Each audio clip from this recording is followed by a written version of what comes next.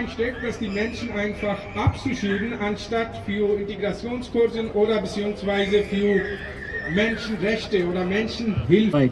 Sie waren früh morgens vor Ort, um die Abschiebung zu verhindern und hatten in den Tagen vorher eine Petition gestartet.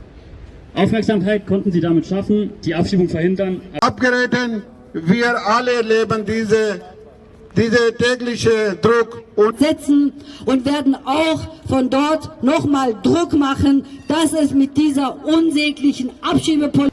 Aber Solidarität galt halt nicht für alle und wird auch leider weiterhin nicht für alle gelten.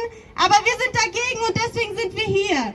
Wir wollen solidarisch sein mit allen Menschen, auch mit den Menschen im Knast und auch mit allen anderen illegalisierten Menschen, die nicht im Gefängnis sind momentan. Gebaut werden.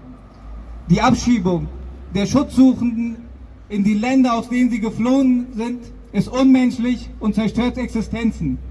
Jede Abschiebung zerreißt Familien, Freundschaften und vertreibt Menschen aus ihrer neuen Heimat. Und